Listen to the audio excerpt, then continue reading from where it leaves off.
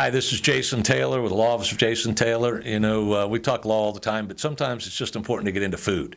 And I love cooking, love eating, and I enjoy sharing some of the recipes that I enjoy making that have worked out and turned out and people seem to like as well.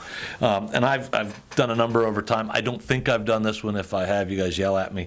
But one of the things I do a lot is on my smoker and on the grill. And the smoked salmon is one that everybody seems to love. And I got to tell you, I stole this from my brother Brett. He did it one year, he and his wife, as a kind of a Christmas gift for folks, and it was like crack. I could have snorted it as well as eaten it. And I said to him after that, I said, I am going to learn how to do this and make it and have, and people always enjoy it when I do it. I don't encourage you to snort your food, but I will tell you it's that damn good.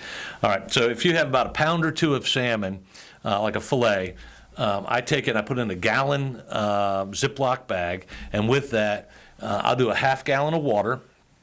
And let me tell you, before you put the salmon in there, take your gallon bag, put a half a gallon of water in there, put a half a cup of kosher salt, and put a half a cup of brown sugar. And I'll put all that in there, and then I'll close up the bag and I'll shake it up so it gets well mixed up. You can add other stuff to that. You can add any type of herb that you want to add. You can add, syrup of some kind. If you like, some special flavor, do it. Honey, anything you want. I go basic. I just do the brown sugar, the kosher salt, and the water. I mix it all up. I put my salmon in there. And I put that in a baking pan so it doesn't leak out when I put it in the refrigerator, and I leave it overnight.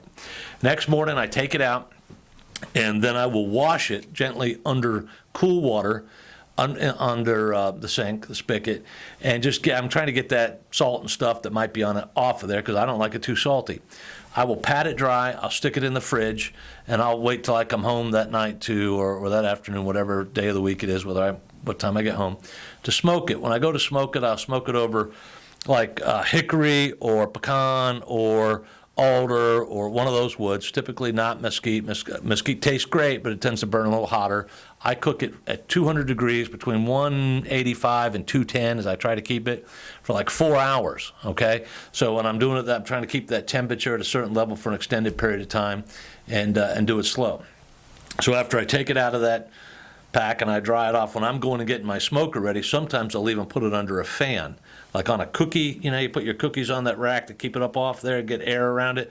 I'll put it up there, put a fan on it while I'm building my smoker up and starting it and getting all that rolling just to make that nice and dry. Then sometimes I will put honey on it, something my brother Brett also tried to talk me into that I thought it was ridiculous because salmon's so good on its own. But it really does taste good with it too. And now a lot of times I'll baste it at least once before I put on. Sometimes halfway through I'll put on some more. Sometimes if I have a couple of salmon fillets on there, I'll do some with honey and others without it. Doesn't matter. It's all going to be good. After about 4 hours, I pull it off. I wrap it in tin foil and I stick it in the fridge and I save it for the next day. It's a 3-day venture for me. But people pull it off the grill, eat it right away, and they love it. Okay, it's all what you're into. But the greatest thing to do with this is to then do this little side deal so you can put it on crackers, all right?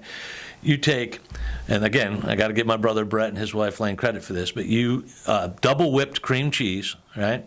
And you chop up caper berries, make them the capers that are inside of a caper berry. You get a jar of capers at the grocery store. Chop it up real fine.